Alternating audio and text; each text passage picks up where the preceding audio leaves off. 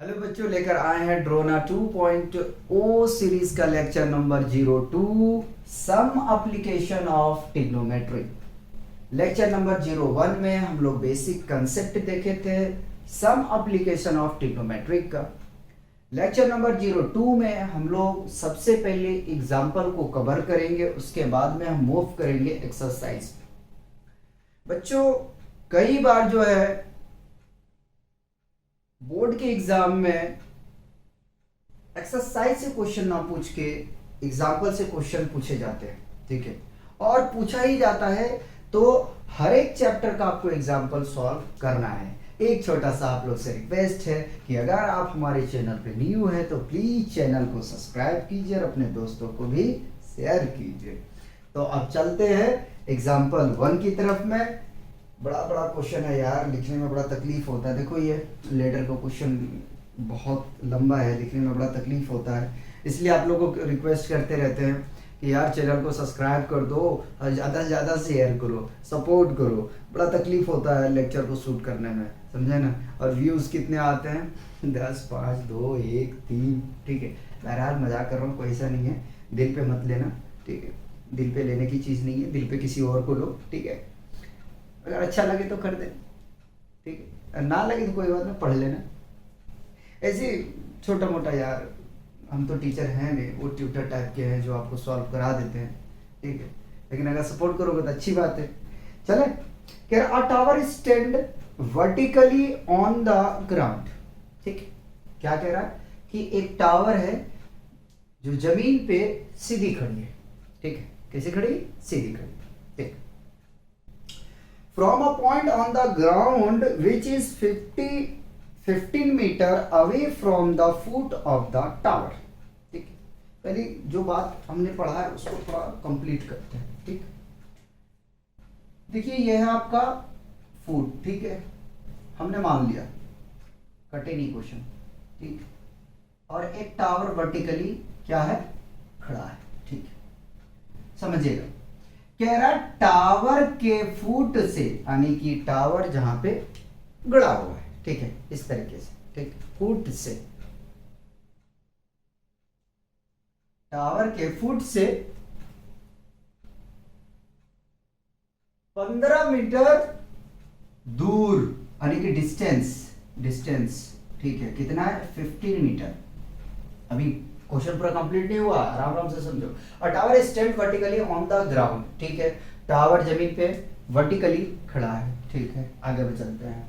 From a point on the ground which is 15 metre away from the foot of the tower, ठीक है, tower से 15 metre दूर, ठीक है। The angle of elevation of the top of the tower is found to be 60 degree. अब बात complete हुआ। क्या कह रहा है कि जहां से पोल खंबे को गड़ा गया है वहां से 15 मीटर दूर, ठीक है, एंगल फॉर्म कर रहा है टावर के टॉप से 60 डिग्री का। कितना? 60 डिग्री का। कितना डिग्री का बना रहा है? 60 डिग्री का, ठीक है, 60 डिग्री का। Find the height of the tower, ठीक है। तो टावर की हाइट क्या होगी ये आपको बताना है, मतलब कि ये निकालना है, ठीक है। क्या निकालना है? हाइट निकालना है। अब मर्जी है, मैंने इसे ए कह दिया, इसको हमने बी कह दिया, इसको हमने सी कहा। अगर ना भी कहते तो कोई बात नहीं होता, ठीक है। अब देखो बाबू, इससे पहले हमने बात आपको बता चुके हैं कि बच्चों सम एप्लीकेशन ऑफ ट्रिग्नोमेट्रिक में आपको इतना तकलीफ होगा कि जो वर्ड प्रॉब्लम क्वेश्चन है उसको अगर आपने इसके डायग्राम में, इसके फिगर में आपने कन्वर्ट कर लिए तो क्वेश्चन तो आप ऐसे ही आधा आपका सॉल्व हो गया। आप देखेंगे कि शायद 3-4 स्टेप में ये कंप्लीट हो जाएगा, लंबा क्वेश्चन नहीं होता, क्योंकि ट्रिग्नोमेट्रिक को हम लोग बहुत अच्छे से डील किए और मैं उम्मीद करता हूं कि आप भी बहुत अच्छे से डील किए होंगे, सॉल्व किए होंगे। हम सॉल्व कर रहे हैं एग्जाम्पल 1 को, ठीक है। क्या निकालना है? हाइट निकालना है, मतलब टावर की ऊंचाई निकालना है, ठीक है। एक बार और पढ़ के सुनाते हैं। A tower stand vertically on the ground from a point on the ground which is 50 metre away from the foot of the tower. The angle of elevation of the top of the tower is found to be 60 degree. कह रहा है कि एक tower है जो जमीन पे vertically stand है, खड़ी है, ठीक है। जाहिर सी बात है यार, पोल को गड़ेगा जमीन के अंदर भी गड़ेगा, ऐसे लेटा के थोड़ी गाड़ देगा, ठीक है। तो सीधा उसको क्या किया गया है, वो स्टैंड है, ठीक है, इस तरीके से जमीन पे, ठीक है। और पोल के फुट से 15 मीटर के डिस्टेंस पे एंगल फॉर्म कर रहा है 60 डिग्री का, ठीक है। तो उस पोल की ऊंचाई क्या है, ये अपने को निकालना है, ठीक है।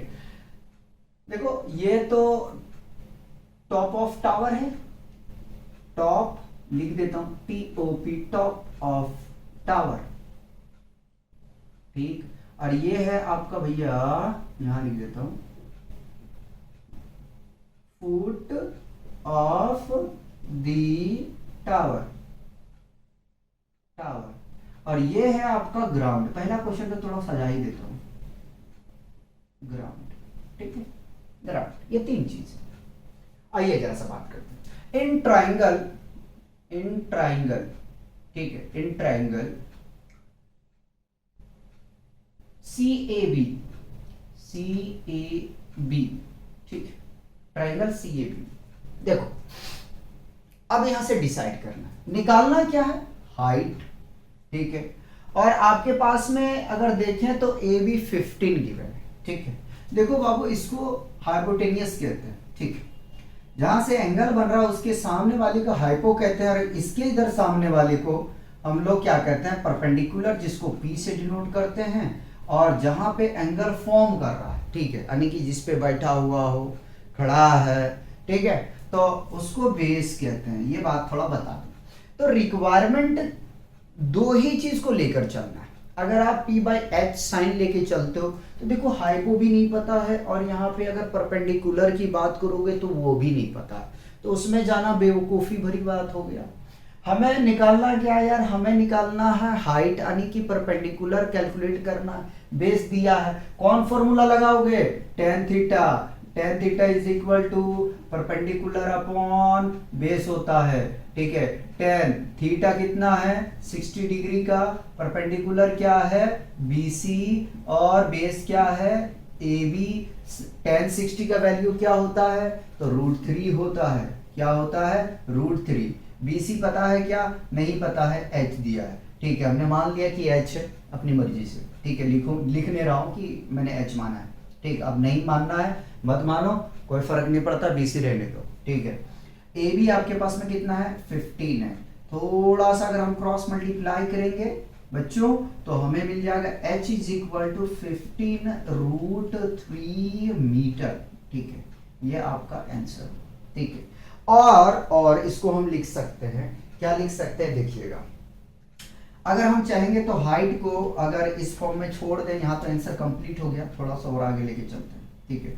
अगर हम √3 की वैल्यू रख दें, √3 वैल्यू कितना होता है, 1.73 होता है, ठीक है। तो 15 इंटू 1.73, अगर हम इसको प्रोडक्ट करते हैं 15 से 1.73, तो ये हमें मिल जाएगा 25.95, यानी कि हम इसकी हाइट को अगर अप्रॉक्स में लिखने के लिए जाएंगे ना, अप्रॉक्स में लिखने के लिए जाएंगे, अगर अप्रॉक्स में लिखने जाएंगे तो कितना लिख सकते हैं, 26 मीटर, ठीक है, 26 मीटर, ठीक है। ये अगर अप्रॉक्स में हम लिखेंगे तो ऐसे एनसीईआरटी यहीं तक लिखा है, तो आप यहाँ लिख के छोड़ दे, कोई सी बात नहीं है। पहले इसको कॉपी करेंगे, फिर हम सेकंड क्वेश्चन आपको करवाते हैं, यानी कि सेकंड एग्जांपल।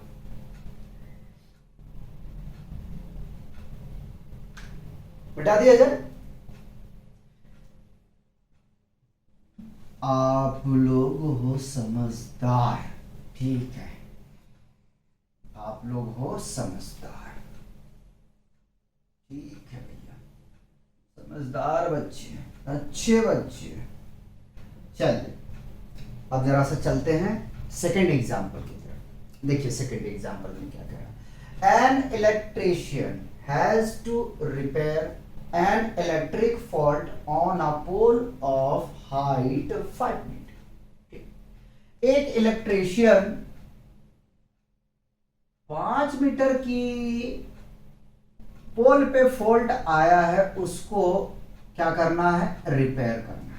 ठीक ठीक, 5 मीटर हमने यहां से लिख देते हैं, पहले क्या लिख देते हैं, ये पूरा अपने को हाइट दिया हुआ कितना का है, 5 मीटर का। समझिएगा क्वेश्चन में बहुत सारी बात है। ठीक, आगे में चलते।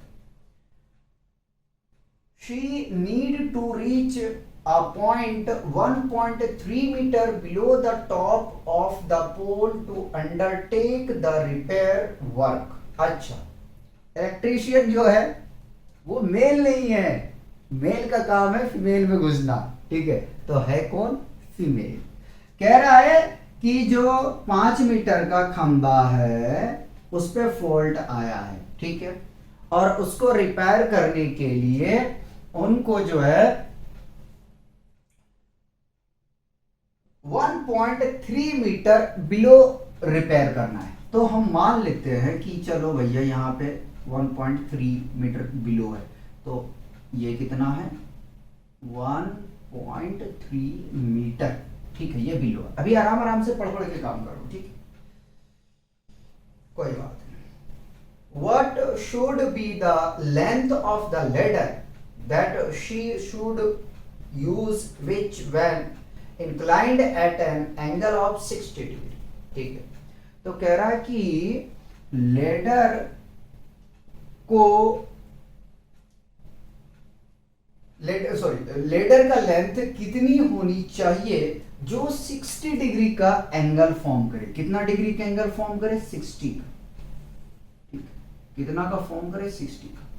ठीक, कितना रखना चाहिए लेडर की लेंथ कि 60 डिग्री का एंगल फॉर्म करे। ठीक, चलो ये दे दिया, एकदम आराम आराम से कर रहा हूं। ठीक, यहां देखो फॉल्ट आया है, तो मैं इस तरीके से इसको बना देता हूं, थोड़ा सही लगेगा देखने में। ठीक है, ओए चिंटू, तेरा नाम है पिंटू। ठीक है, चलो आगे में चलते हैं। 60 डिग्री तक हम पहुंच गए। To the horizontal would enable her to reach the required position। ठीक है, हॉरिजेंटली। ठीक है, हॉरिजेंटल से जो लेडर का है वो 60 डिग्री का क्या होगा, इंक्लिनेशन होगा। ठीक है, एलिवेशन है, याद रख लेना। ठीक, आगे हमसे कह रहा है।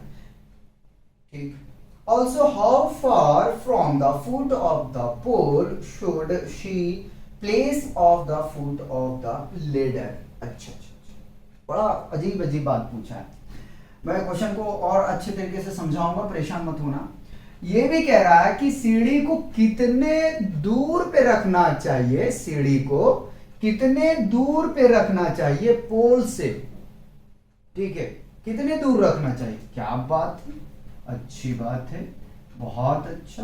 तो मैंने इसे ए कह दिया, इसको बी कह दिया, इसको मैंने सी कह दिया। ठीक, कोई बात। देखो बाबू, ये जो हाइट अपने को दिया ना, ये 5 मीटर पूरा है। अगर इसमें इसको घटा दें, ठीक है, तो शायद अपना काम बन जाएगा। अगर 5 में से हम 1.3 मीटर को घटाएंगे तो हमें क्या मिल जाएगा, 3.7 मीटर आ जाएगा। ठीक, अरे 5 रुपया में 1 रुपया 30 पैसा घटाओगे कितना आएगा, 3 रुपया 70 पैसा आएगा ना, तो कंफ्यूज का आएगा। ठीक है, समझो, कह रहा है एक इलेक्ट्रीशियन को 5 मीटर पोल पे एक फॉल्ट आ गया है। ठीक है, और उसको 1.3 मीटर टॉप ऑफ पोल के बिलो काम करना है। ठीक है, तो सीढ़ी को यानी कि लेडर को कहां गया भैया, कहां गए, हाँ, तो लेडर का लेंथ क्या होना चाहिए, जो जिनका एलिवेशन 60 डिग्री बनाता हो हॉरिजेंटल से। और सेकंड बात और समझना जरा सा। ठीक है, सेकंड कह रहा है कि ये भी बता दो कि पोल से कितनी दूर सीढ़ी को रखें, लेडर को रखें। ठीक है, यानी कि बीसी आपको पूछ लिया, क्या पूछ लिया, बीसी आपको पूछ लिया, और ये वाला पूछ लिया, यानी कि हाइपो बेस पूछ लिया, ठीक है, सामने वाला एंगल परपेंडिकुलर, ठीक है, और ये इसके साथ में बना रहा था, ये हाइपो, और जहां बैठा हुआ है ये बेस, ठीक है, ये परपेंडिकुलर, ठीक है, ये क्या है परपेंडिकुलर। तो दो चीजें निकालना है, एक तो अपने को निकालना है कि लेडर की लंबाई कितनी है, पोल से कितना दूर रखना है, ठीक है, आने की एग्जाम्पल नंबर 2 में निकालना है AC is equal to what और BC is equal to what, ठीक है। इन ट्राइंगल ACB, ठीक है, ACB, त्रिभुज ACB में हम क्या करने वाले देखिएगा। अब सोचो क्या करोगे आप, ठीक है, तो मर्जी है यार, देखो मैं लेके चल रहा हूं P/H, यानी कि sine theta is equal to होता है perpendicular upon hypotenuse, sine 60 degree is equal to perpendicular कितना है 3.7 मीटर, और अगर परपेंडिकुलर को यही इंडिकेट करें तो AB/AC, ठीक है, 3.7 मीटर आ गया, ठीक है। H अपने को नहीं पता तो हाइपो को हम ऐसा करते हैं AC लिख देते ताकि कोई कंफ्यूजन ना हो। साइन 60 का वैल्यू क्या होता है, तो साइन 60 का वैल्यू बच्चों होता है √3/2, ठीक, is equal to 3.7 divided by AC, cross multiply करेंगे तो √3AC आ जाएगा, देखो, ठीक है, कर दिया यहां से क्रॉस मल्टीप्लाई, कितना आ जाएगा √3AC is equal to 2 times of 3.7, ठीक है, 2 टाइम्स ऑफ 3.7, ठीक है, तो AC is equal to multiply करो 7 दूनी 14 का 4 हासिल रहा 1, 3 दूनी 6 और 1 7, 7.4 भागा आ जाएगा √3। AC is equal to 7.4 divided by 1.73, अगर इसको हम डिवाइड कर देते हैं, 7.4 को डिवाइड कर देते हैं 1.73 से, तो हमें मिल जाता है ये AC is equal to 4.2 meter, ठीक है। आंसर मैच करते चलेंगे एनसीईआरटी का, 2.8 लिया है, कोई बात नहीं, 2.8 ले लो, कोई प्रॉब्लम नहीं है, 2.8 ले लो, क्योंकि 7 था, मैं उसको राउंड ऑफ करके हटा दिया था, तो AC आ, ठीक। आगे में कह रहा है कि ऐसा कर लो ना, लेडर को पोल से कितना दूर रखना चाहिए ये भी बता दो, कितना दूर रखना चाहिए ये भी बता दो, आने की। अब देखो मर्जी है, अगर मैं 10 बैठाऊं तो भी ठीक है, ठीक, 10 बैठाऊं तो भी ठीक है, कॉट बैठाऊं तो भी ठीक है, क्योंकि देखो परपेंडिकुलर और बेस लेके चल रहा हूं, तो tan theta is equal to perpendicular upon base होता है, और अगर परपेंडिकुलर देखोगे बाबू तो क्या है AB है, और बेस देखोगे तो क्या है BC है, ठीक है। तो tan 60 is equal to AB है 3.7 और BC अपने को निकालना है, तो tan 60 का वैल्यू अगर देखा जाए तो कितना होता है, √3 होता है, ठीक है, 3.7 डिवाइडेड बाई BC। अगर हम क्रॉस मल्टीप्लाई कर दें, तो अपना काम यहां से बन जाएगा, क्या बनेगा जरा सा देखते रहना, क्या काम बनेगा देख लेना। तो √3 BC is equal to 3.7, BC is equal to 3.7 divided by √3 की वैल्यू अगर रख दें तो BC is equal to 3.7 divided by 1.73 which is equal to, इधर सॉल्व कर रहा हूं, BC इज इक्वल टू, अगर हम इसको डिवाइड कर दें, है ना, 3.7 डिवाइडेड बाई 1.73, तो ये हमें मिल जाएगा 2.13, ठीक है, कितना मिल जाएगा, और यहाँ कर रहा हूँ सॉरी, यहाँ, तो BC is equal to 2.13 meter, ठीक है, आ गया ये BC, ठीक है। अच्छा 3 है, सुनो सुनो सुनो सुनो, ये 8 भी है। अगर राउंड ऑफ इसको करोगे ना बाबू, राउंड ऑफ करोगे तो यहां भी छोड़ दो, कोई प्रॉब्लम नहीं। राउंड ऑफ करोगे तो 2.14 हो जाएगा, ठीक है। राउंड ऑफ क्लास 11 में सीख लेना फिजिक्स में, ठीक है। तो दोनों अपना आंसर ठीक है, दोनों आंसर ठीक है। जरा चेक कर लो कटा तो नहीं, ठीक है। कॉपी कर लो पहले से, मिटा दे। अब क्वेश्चन को नहीं लिख रहे यार, समझो जरा।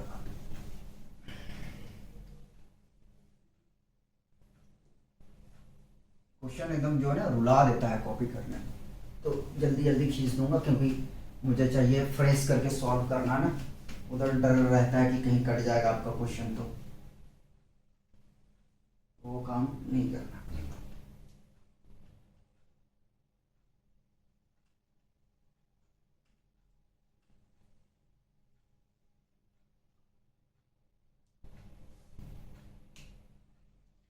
क्वेश्चन नंबर 3 में कह रहा है, जरा देखिएगा, यानी कि एग्जाम्पल 3।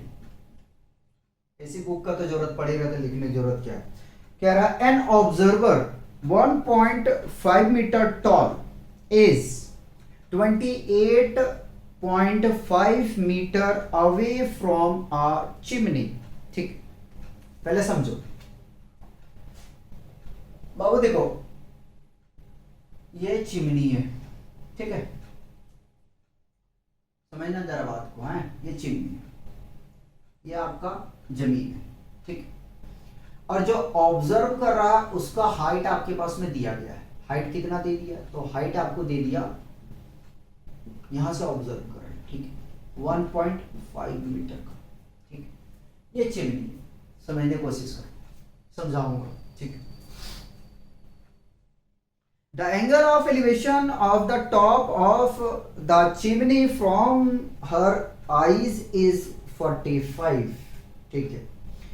और चिमनी के टॉप से जो ऑब्जर्वर के आंखों से एंगल बन रहा है वो कितने डिग्री का बन रहा है, 45 डिग्री का।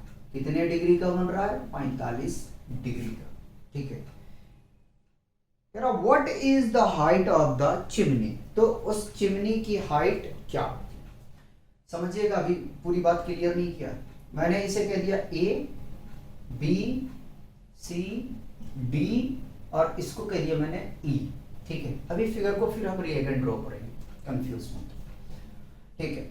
अब देखो यहां से जो एसी है, आने की जो चिमनी से ऑब्जर्वर की जो डिस्टेंस है वो आपको दिया गया है, वो आपको क्या दिया गया है, 28.5 मीटर, ठीक है। 28.5 मीटर, सही बोल रहा था, ठीक है।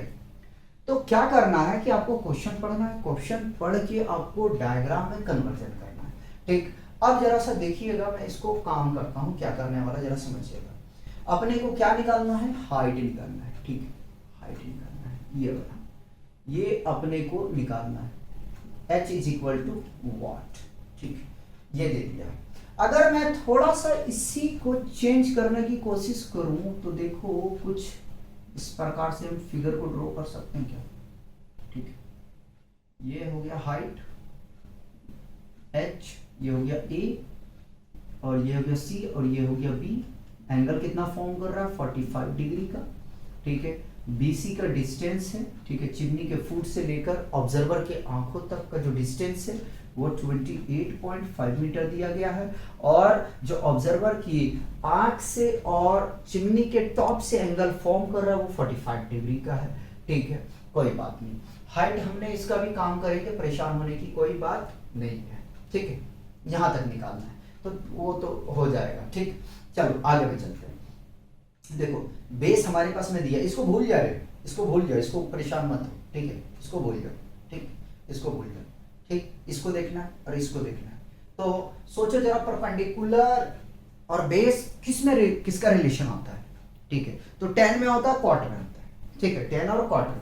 तो tan theta is equal to perpendicular upon base होता है। टेन, थीटा कितना है बाबू 45 डिग्री का है, ठीक है। परपेंडिकुलर क्या है देखो जरा सा, परपेंडिकुलर क्या है, अच्छा मैंने कुछ मिस्टेक रिप्रेजेंट किए हैं, ठीक है, मिस्टेक किए हैं, ये कोई बात नहीं यार, ये दोनों बराबर है ना, दोनों बराबर है, तो मैंने यहाँ से ले लेता हूँ, सही से कर दूँ, सही सही कर दूँ कर दूँ कर दूँ, तो मैंने यहाँ ए कर दिया, सी कर दिया, और इसको मैंने क्या कर दिया, यहाँ से ई ही रहने दिया, ठीक। बी डी और ये दोनों बराबर है, अभी बता दूंगा, परेशान मत, ठीक है। तो परपेंडिकुलर की अगर हम बात करें, चलो यही लेते हैं, इसी से काम कर रहे हैं, इसको नहीं कर रहे, इसको हटा ही दो, हटा दो इसको, हटा तो परपेंडिकुलर क्या है, डीई, और बेस क्या है हमारे पास में, बीडी, ठीक। 1045 वन होता है यार, और डीई आपके पास में नहीं है, निकालना है, तो इसको हम क्या करते हैं कि डीई के फॉर्म में ही रहने देते हैं, एच लिख देते हैं, जब लिख दिए हैं तो एच लिख देते हैं, और बीडी आपके पास में 28.5, ठीक। क्रॉस मल्टीप्लाई करोगे, क्रॉस मल्टीप्लाई करोगे, क्रॉस मल्टीप्लाई करोगे, तो h इज इक्वल टू आ जाएगा 28.5, ठीक है। लेकिन एक बात याद रख लेना बाबू, ठीक, ठीक है, एक बात याद रख लेना, ठीक, ठीक, डी, डीई रहने दो, डीई नहीं, हमें लेना चाहिए था ईसी, ठीक, ईसी लेना चाहिए, ठीक, यहाँ ले लो ईसी, ईसी, ठीक, क्योंकि अभी यहाँ बात कंप्लीट नहीं, now now total, total height, क्योंकि देखो देखो देखो समझना है, ठीक है, हमने यहाँ इसी तक हाइट लिया है, ठीक है, और ये भी हाइट आपको क्या करना पड़ेगा, कंक्लूड करना पड़ेगा। जब ये हाइट कंक्लूड करना पड़ेगा तो ये वाला जो ऑब्जर्वर है उसकी हाइट को आपको जोड़ना पड़ेगा, ठीक है।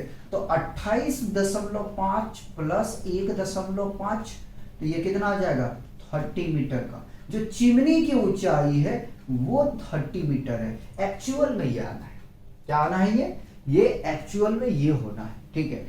अगर हम यहाँ ले लेते हैं डीई ले लेते हैं, तो यहाँ तो डीसी को तो जोड़ना पड़ेगा ना, डी बराबर क्या होगा, अगर डी बराबर हम देखें तो डी बराबर क्या होगा, डीसी प्लस ईसी, इन दोनों को जोड़ना पड़ेगा, ठीक। चलिए क्वेश्चन 4 करवाते हैं, ठीक, क्वेश्चन 4, तो कोई बात नहीं यार, यहाँ पर, ठीक। क्वेश्चन 4 में हमें कह रहा, from point P on the ground, the angle of elevation of the top of a building 10 meter tall, building is 30 degree। जरा सा समझिएगा, ठीक, हम मान लेते हैं कि कोई P पॉइंट, ठीक, P पॉइंट, ठीक, ये जमीन मान लिया, ठीक, और P पॉइंट से जो बिल्डिंग की लंबाई है, इसको यहां नहीं हो पाएगा, जिस मकसद से हम क्वेश्चन को नहीं लिख रहे हैं वही कब बात कंप्लीट नहीं होगा, मजा नहीं आएगा, ठीक। तो ये 10 मीटर का बिल्डिंग है, ठीक, कितना मीटर का है, 10 का, थोड़ा छोटा कर लो क्योंकि ऊपर हमें और खींचना है, इसको नीचे कर लेते, ठीक है, इसको नीचे कर लेते, मान लीजिए कि 10 मीटर का ये बिल्डिंग है, एक अंदाज से, ठीक, 10 मीटर का ये बिल्डिंग है, P पॉइंट से, ठीक है, P पॉइंट से, P पॉइंट से, ये P पॉइंट, ठीक, ये P पॉइंट, एंगल बना रहा है कितना, 30 डिग्री का, ठीक, देखो देखो इसको कमर टूट गया, सीधा कर दें, कितना बना रहा है, कितना बना रहा है, 30 डिग्री का, 30 डिग्री का, यहां तक बात कंप्लीट हो गई, आगे मैं चलता हूं। From a point P on the ground, the angle of elevation of the top of 10 meter tall building is 30 degree. A flag is hoisted at the top of the building and the angle of elevation of the top of the flagstaff from P is 45 degree। कह रहा building के ऊपर में यानी कि top में एक झंडे को फहराया जाता है, ठीक है, और P पी पॉइंट से वो एंगल बनाता है कितना, 45 डिग्री का। इसको भी नोट कर लेते हैं, ठीक है। ये मान लीजिए कि ये आपका फ्लैग, ठीक है, फ्लैग,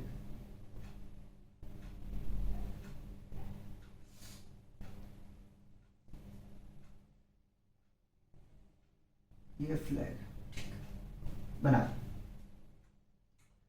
आगे में कुछ और कह रहा है, find the length of the flag stuff and the distance of the building from the P point. देखो क्वेश्चन 2 की तरह तो कह रहा है कि इस फ्लैग की आपको क्या करना है, ऊंचाई बतानी है। दूसरी बात, आपको foot of the building to P point का डिस्टेंस बताना है। मैं और आसान करके बताऊंगा, ठीक है, आपको परेशान होने की बात नहीं है, ठीक। तो मैंने यहां से कह दिया, ए कह दिया, बी कह दिया, इसको मैंने सी कह दिया। देखो एनसीईआरटी का डायग्राम बाबू रिप्रेजेंटेशन मैं नहीं कर रहा हूं, मैं अपने हिसाब से रिप्रेजेंटेशन करूंगा। इसमें ये मत कह देना कि यहाँ कुछ और है वहां कुछ और काम कर रहा है। हमें ऊंचाई क्या चाहिए, हमें बीसी फाइंड आउट करनी है, ठीक है। जरा सा समझिएगा, शॉर्ट करके हम आपको समराइज करके समझा रहे हैं। एग्जाम्पल 3 में अपने से कह रहा है, 4 में, एग्जाम्पल 4 में कह रहा है कि एक बिल्डिंग है जिसकी 10 मीटर की ऊंचाई है, ठीक है, और पी पॉइंट से उस बिल्डिंग का जो एंगल ऑफ एलिवेशन फॉर्म कर रहा है वो 30 डिग्री का, ठीक है। और उस बिल्डिंग के टॉप पे एक फ्लैग को क्या किया जाता है, फहराया जाता है। उस फ्लैग के टॉप से पी पॉइंट पे जो एंगल फॉर्म कर रहा है, यानी एंगल ऑफ एलिवेशन फॉर्म कर रहा है, वो कितनी, 45 डिग्री का, ठीक है। तो उस फ्लैग स्टाफ का जो है आपको हाइट बतानी है, पहली बात। दूसरा मैं आपसे पूछ लिया है कि बिल्डिंग के फुट से पी पॉइंट का जो डिस्टेंस है वो कितना है, ये बताना है, ठीक है, ये भी बताना है आपको। तो दो चीजें अपने को कैलकुलेट करना है, एक तो BC is equal to what, और दूसरा आपको पूछा है AP is equal to what. ये दो चीजें अपने को क्या करना है, कैलकुलेट करना है, ठीक है। तो कैसे करेंगे देखते हैं आगे में।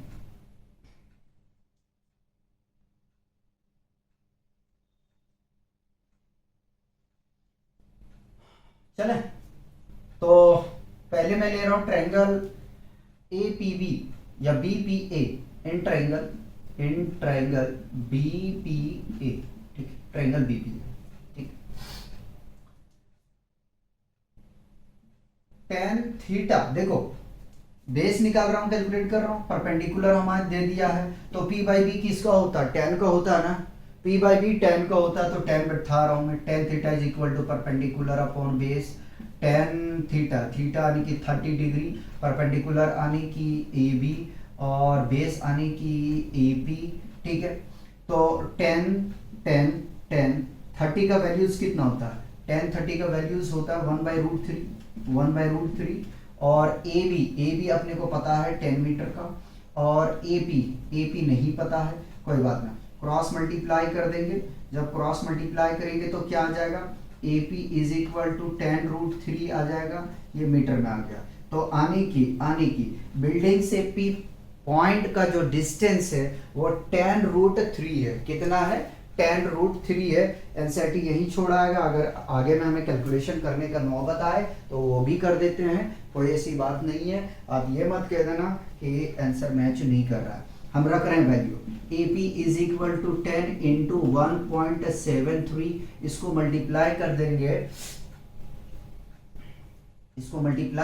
तो 17.3 आ जाएगा, ठीक है, 17.3 यही दिया है क्या, हाँ 32 दिया है, कोई बात नहीं, 2 ले लो, यहाँ कोई फर्क थोड़ी पड़ रहा है। मल्टीप्लाई करके चेक कर लेता हूँ, 10 मल्टीप्लाइड बाई 1.732, ठीक है, ये आ गया आपके पास में बिल्डिंग का जो है P पॉइंट तक का डिस्टेंस आ गया, ठीक है। अब आगे में कह रहा है कि जो है वो फ्लैग होस्ट किया गया उसकी ऊंचाई बता दो, ठीक है, क्या करना है, उसकी ऊंचाई बताना, ठीक है। अब बड़ा वाला ट्रायंगल लेके चलते हैं, तो इन ट्रायंगल CPA, ठीक है, CPA 10 10 theta is equal to perpendicular upon base. 10 theta कितना 45 डिग्री का। अगर यहीं पे हम देखें परपेंडिकुलर, तो परपेंडिकुलर अब आ जाएगा AC और बेस आ जाएगा AP, ठीक है। AC अपने को नहीं पता है, कोई बात नहीं, AC ही रहने दो, बाद में ब्रेक डाउन कर देंगे।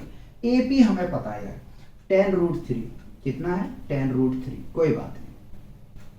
1045 1 होता है AC डिवाइडेड बाई 10√3, ठीक है। हमने इसको क्या कर दिया, कॉपी कर दिया।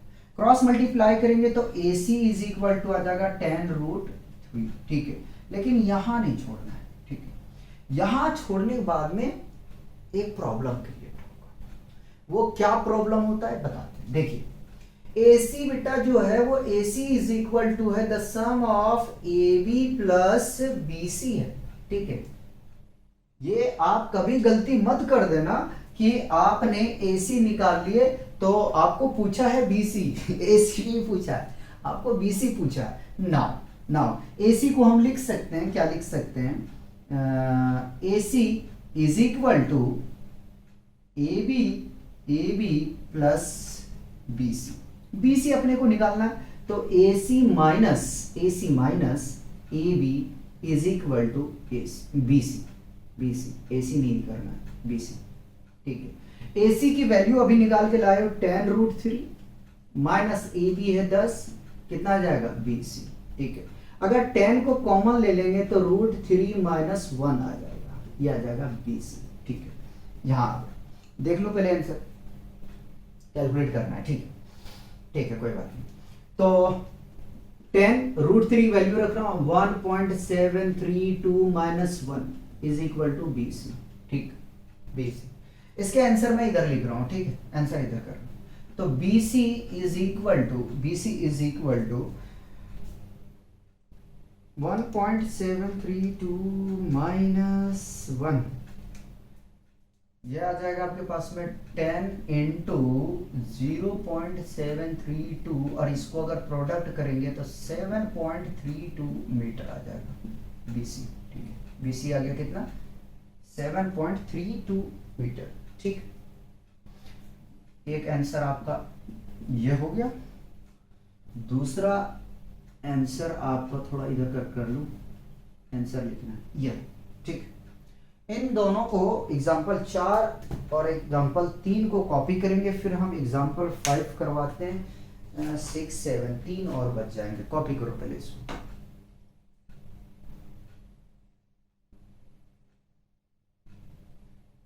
मिटा दें।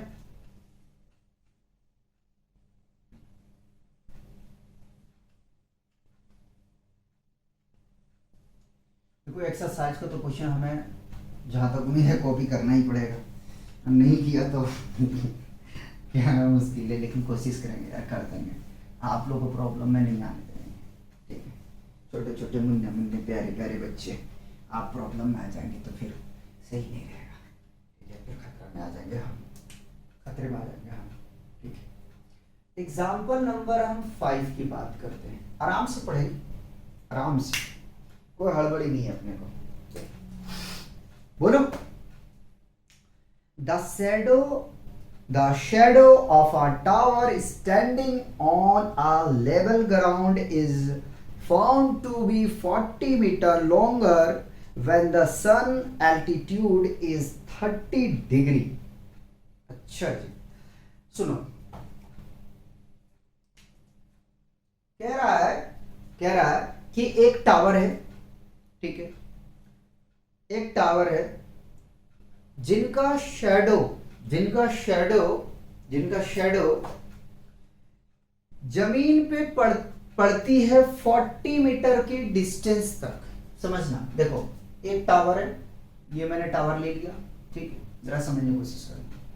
कह रहा है इस टावर की जो शैडो है वो 40 मीटर डिस्टेंस तक पड़ रही है, ठीक है, ये ले लिया, बना दिया मैंने, फिर से पढ़ूंगा। The shadow of tower standing on a level ground is found to be 40 meter longer, ठीक है, when the sun altitude is 30 degree। जब सूरज का एल्टीट्यूड हम मान लेते हैं कि सन यहाँ चमक रहा है, SUN सन यहाँ पे चमक रही है, ठीक है, तो उस केस में जो टावर की परछाई है, ठीक है, वो 30 डिग्री, सॉरी, जब सन एल्टीट्यूड पे होता है यानी कि 30 डिग्री पे जब हो, तो उसका जो टावर का परछाई है वो 40 मीटर दूरी पर पड़ रही है, ठीक है। Then when it is 60 degree find the height of the tower. अब समझना बात को, कह रहा अगर वही सन 60 पे पहुंच जाए तो बताओ क्या बताना है, तो बताओ टावर की हाइट क्या होगी, ठीक है। आने की मोटा मोटी पूछ लेता है यार दोनों चीजें कि टावर भी बता दो, तो उसकी परछाई कितने दूर तक होंगे, ठीक है, उसके परछाई कितने दूर तक जाएंगे, ठीक है, कोई बात नहीं। मैंने इसको P कह दिया, इसको मैंने Q कह दिया, इसको मैंने R कह दिया और इसको मैंने S कह दिया, ठीक है, कह दिया, ठीक है। फिर से एक बार समझा देंगे, कह रहा है कि एक प्लेन ग्राउंड पे टावर को क्या किया गया, स्टैंड किया गया, ठीक है, मैं कुछ ऐड करूं वर्टिकल, और जब सन 30 डिग्री के एल्टीट्यूड पे होती है तो उस टावर का जो परछाई होता है वो 40 मीटर डिस्टेंस पे पड़ रही है, कितना, 40 मीटर के डिस्टेंस, ठीक है। और यदि सन 60 डिग्री के एल्टीट्यूड पे हो तो उस टावर की परछाई क्या होगा, यानी कितने डिस्टेंस तक जाएगी, कवर करेगी, और उस टावर की हाइट क्या है ये आपको निकालना है, उस टावर की हाइट क्या है वो आपको निकालना है, ठीक है। तो देखो एग्जाम में आने की प्रोबेबिलिटी इसी तरह का क्वेश्चन आपसे पूछा जाएगा, ठीक है, इसी तरीके का क्वेश्चन आपसे पूछा जाएगा। देखो बाबू सीधा सीधी वाला तो क्वेश्चन कोई भी कर लेगा, समझे कि नहीं समझे, तो ऐसा क्वेश्चन आपसे पूछा जाएगा जो थोड़ा सा सोचने में लगे। तो देखो हम कैसे तोड़ के करते हैं जरा सा देखिए। पहले में ऐसा करते हैं कि हम इन ट्रायंगल को PRQ को पकड़ते हैं, ठीक है, इन ट्रायंगल PRQ हम कुछ भी नहीं मानेंगे, डायरेक्ट सॉल्व करेंगे। तो इसके लिए हम एक छोटा सा क्या करते हैं, फिगर को ड्रॉ करते हैं, ठीक है, कर लिया, ये P है, ये Q है, ठीक है, और ये R है, 60 डिग्री के एंगल बना रहा है, ये भी नहीं पता, ये भी नहीं पता, कोई बात नहीं, कुछ भी नहीं पता, ठीक है।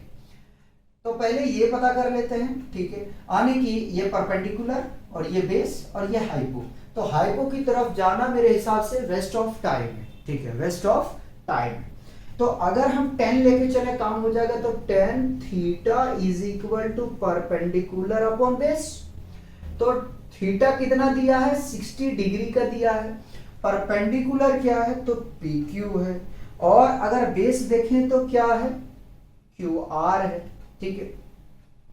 tan 60 का वैल्यू हम लोग जानते हैं कि √3 होता है, तो PQ डिवाइडेड बाई QR, ठीक है, ये हमने कर।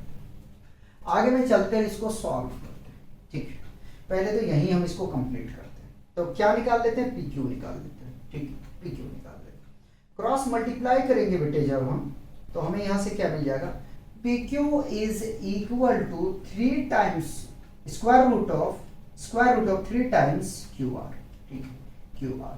हम इसको कुछ मान लेते हैं, क्या मानेंगे, इक्वेशन 1 कह दिया, इक्वेशन 1 कह दिया। यहां तक देखो कोई प्रॉब्लम नहीं होना चाहिए, बड़ा आराम से आज मैं पढ़ा रहा हूं, ठीक है, इतना सोच के नहीं पढ़ाता था। और ऐसी भी आवाज का थोड़ा सा माइक में प्रॉब्लम है, तो मैंने माइक ऑर्डर कर दिया है, ठीक है, कल हमारी माइक आ जाएंगे और कल से हम दूसरे माइक में पढ़ेंगे और आप लोगों को प्रॉब्लम नहीं आएगा आवाज का। अब आगे में चलते हैं, हम दूसरे ट्रायंगल की बात करते हैं। दूसरा ट्रायंगल क्या है, अगर हम ले ले PSQ, तो इन ट्रायंगल PSQ, छोटा सा अगर हम डायग्राम को यहीं रिट्रेस करने के लिए जाएं तो लीजिए, खींच दिया, ठीक है, यह है P और यह है S और यह है बेटा Q, ठीक है, यह है Q, हम ये पूरा ले रहे हैं, ठीक है, कभी ये मत कह देना सर PSR ले लो, नहीं यार क्यों लेंगे, ये पूरा लेंगे ना, ठीक है।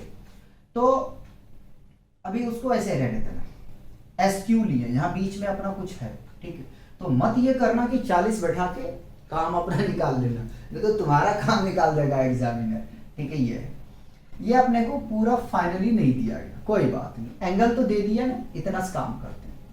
तो टेन थीटा फिर अगेन लगा देते हैं, पी बाई एच का फॉर्मूला लगा देते हैं। Tan theta is equal to, पर पी बाई एच नहीं, P by B, tan theta is equal to perpendicular upon base होता है।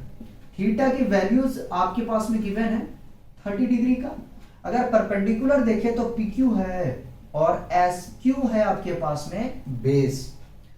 टेन 30 की वैल्यू अगर रखोगे तो आपको मिलेगा 1/√3, ठीक, 1/√3 which is equal to, P Q आपको नहीं पता है, अगर बैठाना चाहो तो बैठा देंगे, लास्ट में बैठाएंगे, परेशान मत हो। एस क्यू, अब यहां से आते हैं, एस क्यू है क्या एक्चुअल में, तो एस क्यू है the sum of S R and R Q, ठीक है, the sum of S R and R Q, ठीक है, यही चीज है। देखो कोई नई बातें देख रहे हो, ये आप सब जानते हो, ठीक है। अगर हम थोड़ा सा कैलकुलेशन करें, देखो जरा सा, देखो देखो देखो देखो देखो, तो S R plus R Q is equal to √3 P Q, ठीक है। अब यहां से देखोगे एस आर तो कितने हमारे पास में गिवन है, 40 गिवन है, 40 मीटर का, ठीक है, प्लस आर क्यू निकालना है, कोई बात नहीं है, आर क्यू को हम ऐसे ही रख देते हैं, ठीक है, √3 पी क्यू, ठीक है, यह है, देखो। अच्छा क्यू आर ले लो ना, कोई बात नहीं, पलट देंगे इसको, क्यू आर कर दो यार, आगे में क्यू आर है, क्यू आर, ये भी क्यू आर कर लो, और इसको आर एस कर लो पैसा, ताकि कोई प्रॉब्लम नहीं,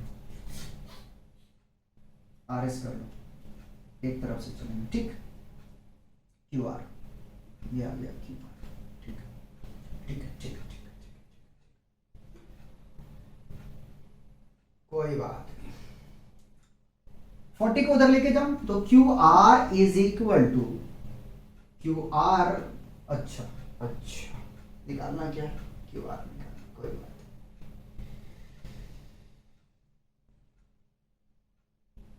चलो कोई बात नहीं। Q R is equal to √3 P Q minus 40, ठीक है, आगे में चलते हैं, अपने पास जगह बहुत है इसलिए इत्मीनान से सॉल्व करना। Q R is equal to √3, अपनी पोजीशन पे देखो जरा सा, P Q is equal to कितना है, √3 क्यू आर माइनस 40 यानी कि 40, ठीक है।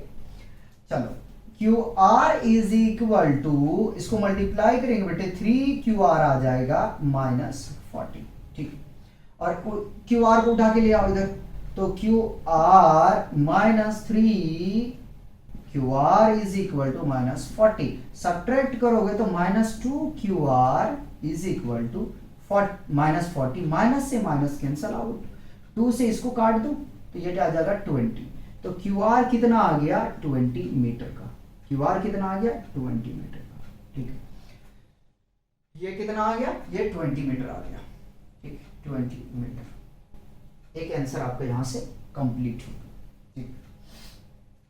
अच्छा जी, पी क्यू नहीं निकाला हमने, तो पी क्यू कितना आ जाएगा, therefore P Q is equal to √3 into 20, तो फाइनली अगर पी क्यू को हम लिखने जाएंगे तो 20√3 मीटर आ जाएगा, ठीक है, यही छोड़ दो यार, कोई जरूरी नहीं है आगे में सॉल्व करने का, ठीक है। तो हाइट यहां से पता चल गया, ये कितना है, 20√3 मीटर आ गया, और ये आ गया इतना, एक आंसर तो आपका ये हो गया बाबू, और दूसरा आंसर ये हो गया। तो जब हमारा सन 60 डिग्री के एल्टीट्यूड पे हो गए, उस केस में जो टावर का, ठीक है, जो टावर का शेडो पड़ेगा, उस शेडो का जो डिस्टेंस होगा टावर के फुट से, वो 20 मीटर का होगा, और टावर की जो ऊंचाई है, हाइट है, वो 20√3 मीटर होंगे। सबसे पहले इसको यार कॉपी कर लो, टावर ही है ना, मैं कुछ और बोल रहा हूं, हाँ टावर ही है, ठीक,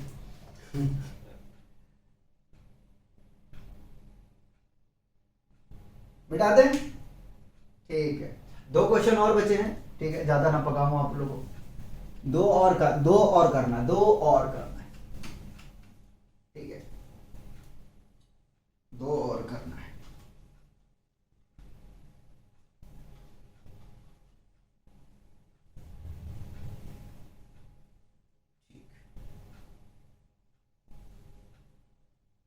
चलिए, एग्जाम्पल 6 इंपॉर्टेंट कर लेना इसको, 7 भी इंपॉर्टेंट करोगे, ठीक है। अरे बुक भी फट गई हमारी, ओह बच्चा को फट गया, ठीक है। समझिएगा जरा सा, बहुत बढ़िया क्वेश्चन, पहले पूरा पढ़ देते हैं।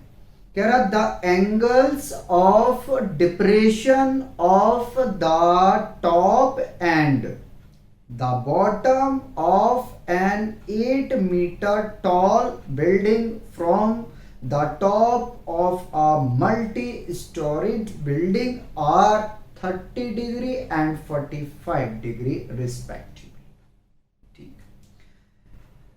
समझिएगा बात में, ठीक है, बात को समझना है आपको यहाँ पे, ठीक है। अगर समझेंगे नहीं तो समझ में आपको नहीं आएगा।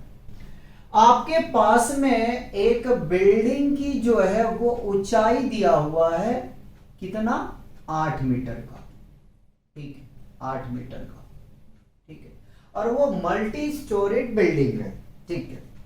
आगे में कह रहा है उस बिल्डिंग की जो डिप्रेशन है, ऐसा करें थोड़ा नीचे खींच लें, क्या ऊपर बनाने में प्रॉब्लम आएगा, थोड़ा नीचे खींच लें, ठीक है, क्योंकि इसी क्वेश्चन को सॉल्व करना। अरे चिंटू सीधा हो जा, हाँ। तो हमने मान लिया ये बिल्डिंग है हमारा, जिसकी ऊंचाई कितनी की है, 8 मीटर की, ठीक है। अब भाई जानते हो कि बिल्डिंग तो छत पे बनने का नहीं छत पे तो कहेगा बनता किसे नहीं है, अरे भाई पहले जमीन से तो लेके उठोगे, ठीक है। तो ये रहा आपका बिल्डिंग, ठीक, एक बिल्डिंग तो ये मैंने यहां से काम कर दिया, ठीक। लेकिन लेकिन लेकिन लेकिन लेकिन मुझे ऐसा क्यों लग रहा है कि ये क्वेश्चन हम गलत बना रहे हैं, ये से नहीं बनेगा, ठीक।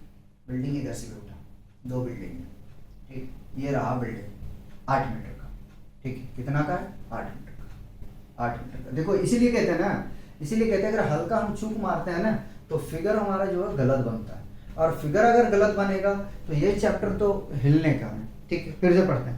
The angle of depression of the top and the bottom of an 8 meter tall building from the top of a multi storey building are 30 degree and 45 degree respectively.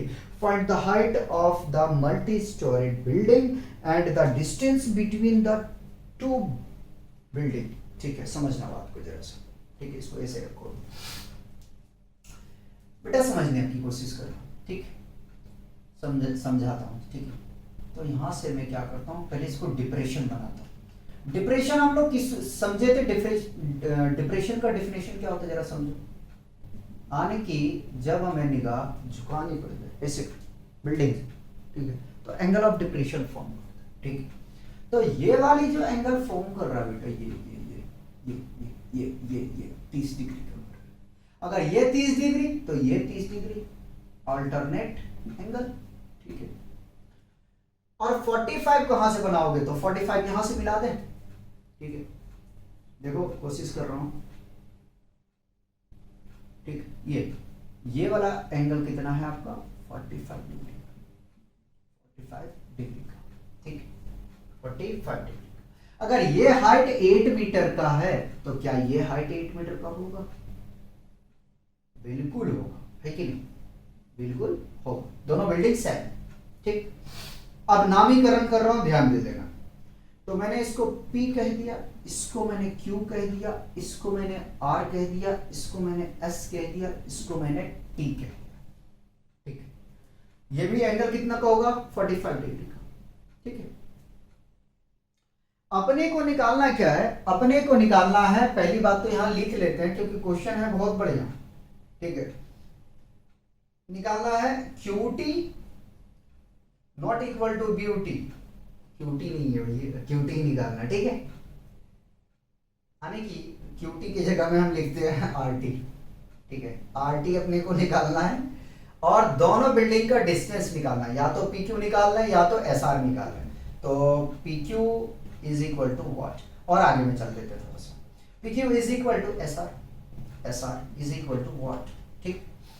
यहां से अगर देखा जाए तो PS पहले जो गिवन है वो लिख रहे थे। PS is equal to QR is equal to 8 meter, ठीक, ये दिया गया, ठीक। इतना डेटा आपके पास में दिया गया, ठीक। क्या निकालना है, हाइट निकालना है और इन दोनों बिल्डिंग के बीच की दूरी हमें निकालना है, ठीक। अब कैसे करें यार, कौन सा ट्रायंगल लेके पहले चलोगे, तो मैं लेके चल रहा हूं TSR, ठीक, TSR। यहां से in triangle TSR,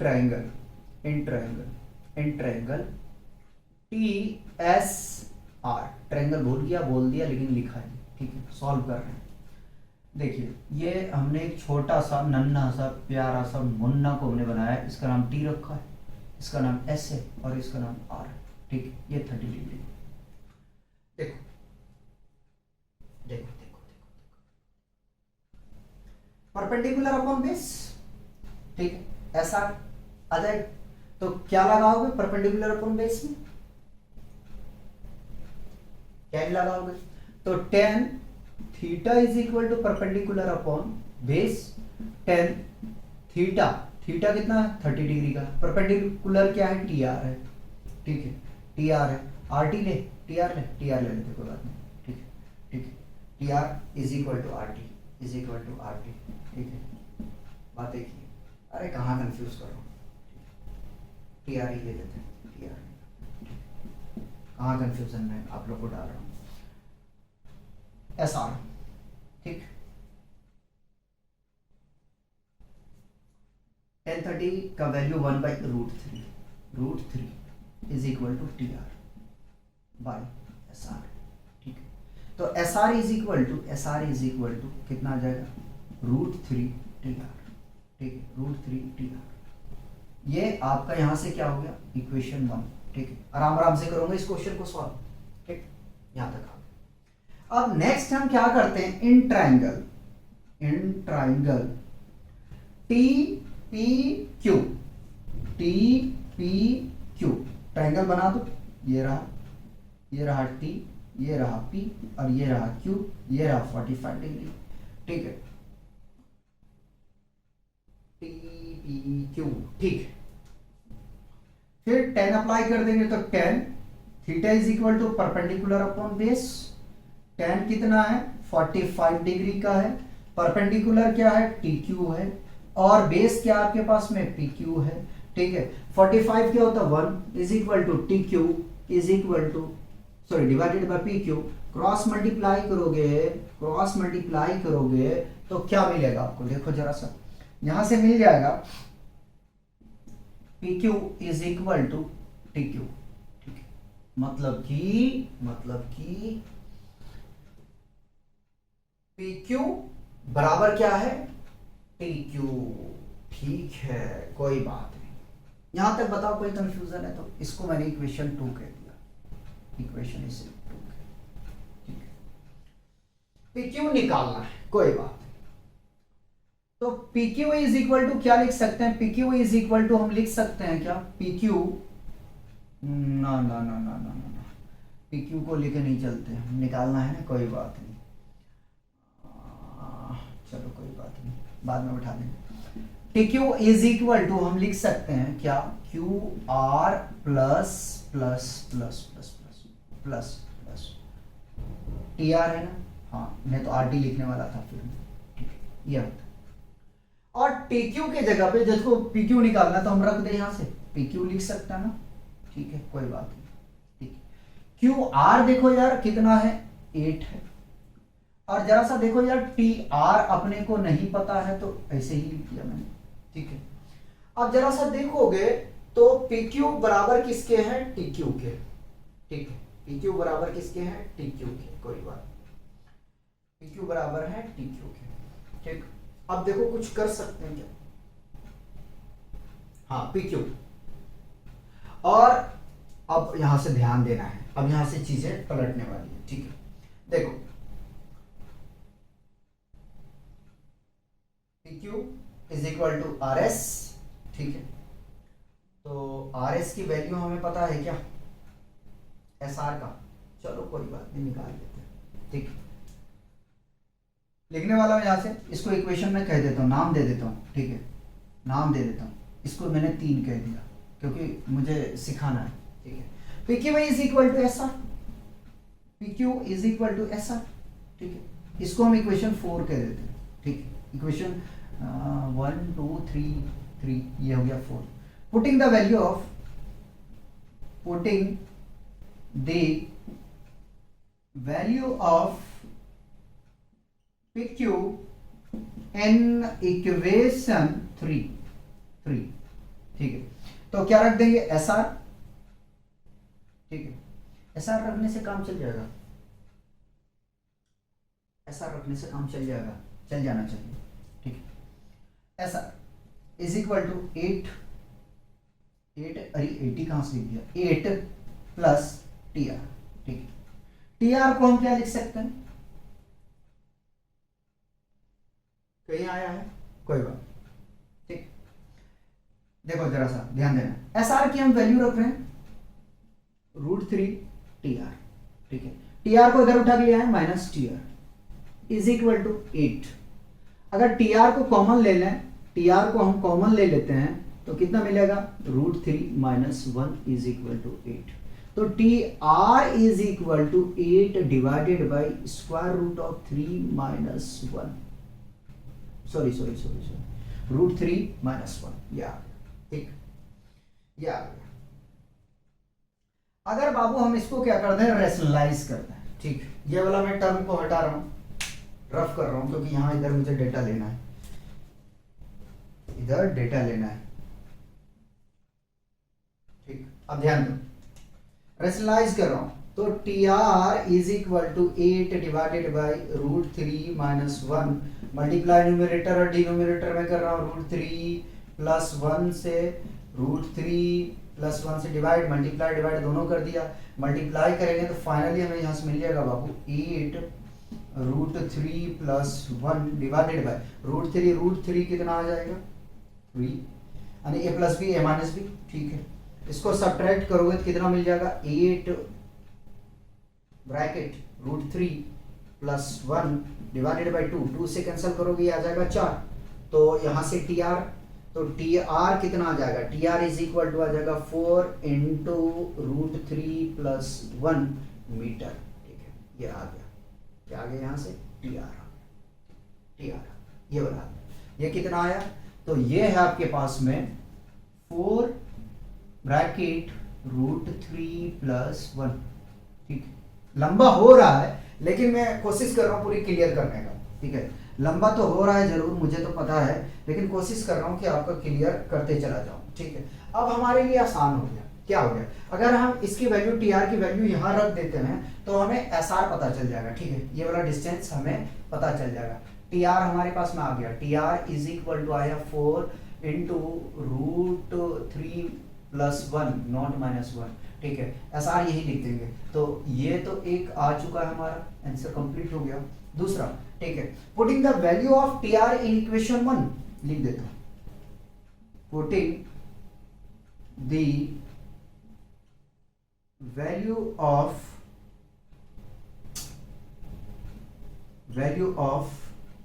TR in equation 1, ठीक है। तो SR इज इक्वल टू √3 × 4 × √3 + 1, और अगर इसको सजा के लिखें तो 4 √3 से मल्टीप्लाई कर रहा हूं, √3 3, फिर √3 को 1 से करेंगे प्लस √3, ठीक है। ये आ गया मीटर, ये क्या आया, SR आ गया, ठीक है। ये क्या आ गया, SR आ गया, ठीक है। तो SR कितना आ गया हमारा, यहां से SR आ गया 4 × 3 + √3 मीटर, और ये हो गया आपका फाइनल आंसर, ठीक है। तो दोनों बिल्डिंग के बीच का जो डिस्टेंस है बेटा, डिस्टेंस है वो क्या आ गया, 4 × 3 + √3, ठीक है। और ये वाला डिस्टेंस यहाँ से तो हमने मीटर लिख ही दिया है, ये आ गया मीटर, ठीक है। तो दो बिल्डिंग के बीच का जो दूरी है वो है 4 = 3 + √3, ठीक है। और अगर सॉल्व करना आगे तो सॉल्व कर लेना, कोई ऐसी बात नहीं है, और यही छोड़ देते हो तो भी कोई सी बात नहीं है, ठीक है। और जो हमारा हाइट आया है, ठीक है, हाइट आया है वो आया है हमारे पास में यार 4 × √3 + 1, ठीक है। तो इस तरीके से एग्जांपल 6 आपका कंप्लीट होता है, ठीक है। और इंपॉर्टेंट है, इसको अच्छे से करोगे, कॉपी करो पहले।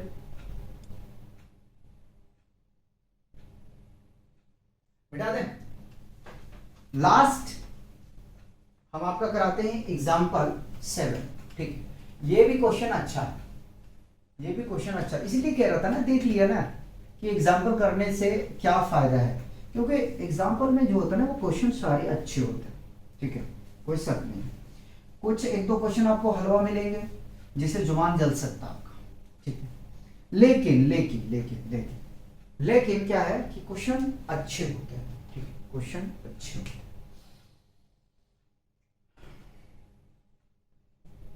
7 में कह रहा from a point on a bridge across a river,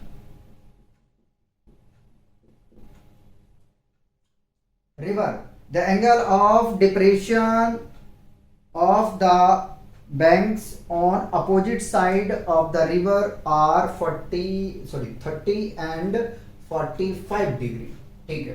तो समझो कि यार मैंने मान लिया कि ये जो है हमारा ये पॉइंट, ठीक है, रिवर का, यहां से हमने मान लिया, ठीक है। और इसके रिवर के दो साइड बैंक का है, ठीक है, ये भी हमने मान लिया, ठीक है, ये दो साइड है, ठीक है, ये मान लिया हमने, ठीक। और ये वाला एंगल कितना बना रहा है 45 का, और ये वाला एंगल बना रहा है आपका 30 डिग्री का, ठीक है, क्योंकि डिप्रेशन कहा गया उसके अकॉर्डिंग से। तो ये वाला देखो, ये अगर 30 डिग्री है तो ये भी 30 और ये 45 है, अपनी हम सहूलत के लिए कर रहे हैं, ठीक है, निकाल तो यहीं से लेंगे, लेकिन ये हम अपनी इजी करने के लिए, आपको समझाने के लिए हम ये ड्रॉ कर रहे हैं, ठीक है। अभी आधा क्वेश्चन पढ़ा, ठीक है, फिर से रिपीट कर रहे हैं। From a point on a bridge across a river the angle of depression of the banks on opposite side of the river are 30 degree and 45 degree respectively. If the breeze is at a height of 3 meter, यदि bridge की जो height है वो कितना है 3 metre का, ठीक है, 3 मीटर की क्या है ये ब्रीज की ऊंचाई है, ठीक है। फ्रॉम द बैंक्स, कहां से, बैंक से। तो हम इसको मान लेते हैं ए मान लेते हैं भैया, इसको बी मान लेते हैं, इसको सी मान लेते हैं और इसको हम डी मान लेते हैं, ठीक है। Find the width of the river, तो रिवर का विड्थ क्या होगा, मतलब सीधा सीधी आपको कह दिया कि ए बी का डिस्टेंस क्या होगा, ठीक है, सीधा सीधा ये आपको निकालना है, ठीक है। क्या निकालना है, ये निकालना है विड्थ, रिवर का कितना विड्थ है। तो ये भी क्वेश्चन को आप कर लो मार्क, ठीक। शुरू करें तो इन ट्रायंगल क्या लेके चले, डी ए सी, ठीक है।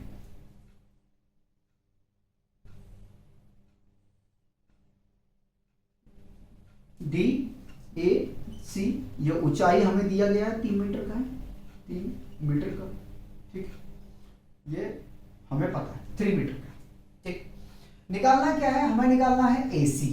तो AC के लिए ये हो गया हमारा बेस, ये एंगल 30 का फॉर्म कर रहा है, ठीक है। बेस है ये आपके पास परपेंडिकुलर, क्या बैठाओगे तो tan theta is equal to perpendicular upon base, और tan थीटा की वैल्यू कितना 30 है। परपेंडिकुलर क्या है, तो ऊपर से चल रहा हूं DC और यहां से चल रहा हूं AC, ठीक है। 30 का value 1/√3 is equal to DC 3 meter divided by AC। अगर हम यहां से क्रॉस मल्टीप्लाई कर दें, क्रॉस मल्टीप्लाई, तो AC इज इक्वल टू कितना आ जाएगा, देखो 3√3 मीटर, ठीक है, कोई बात नहीं, मतलब कि ये पता चले, ठीक।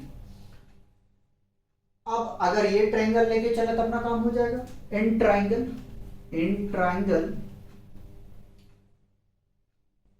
DBC, छोटा से एक स्केच कर लें।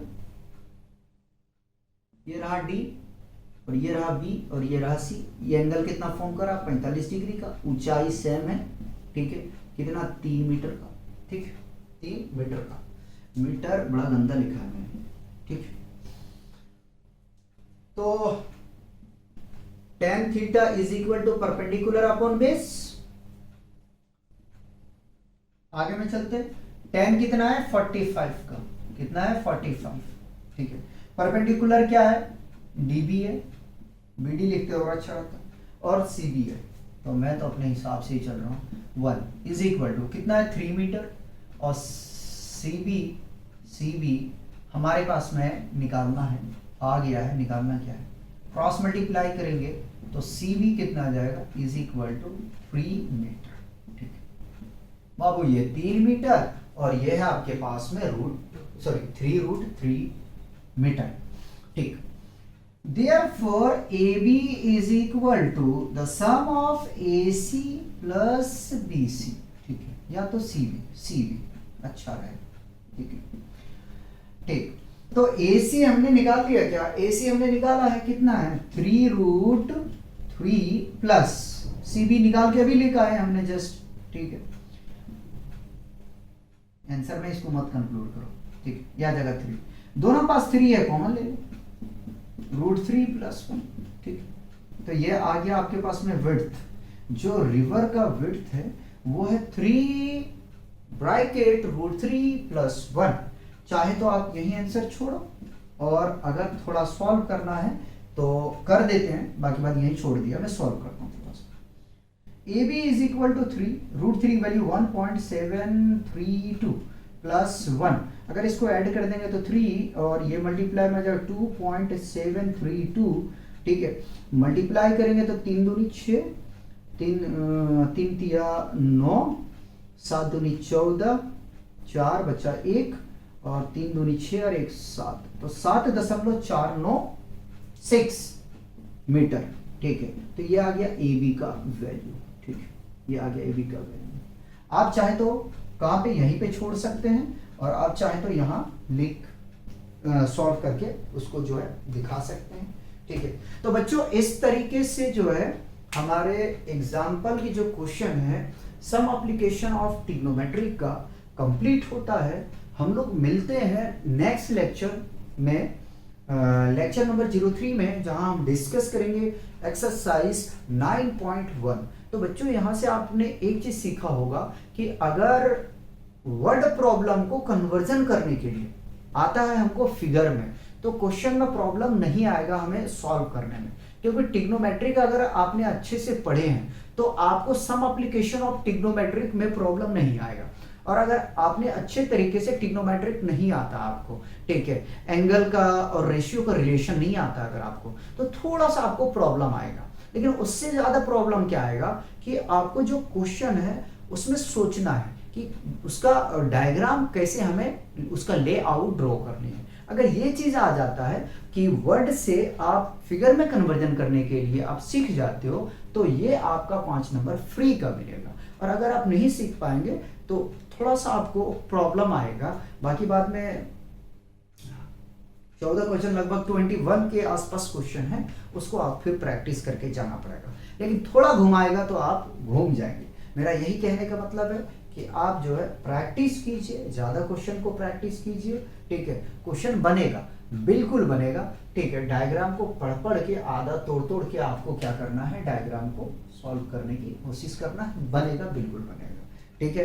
तो मिलते हैं नेक्स्ट लेक्चर में, तब तक आप लोग एंजॉय कीजिए और पढ़ते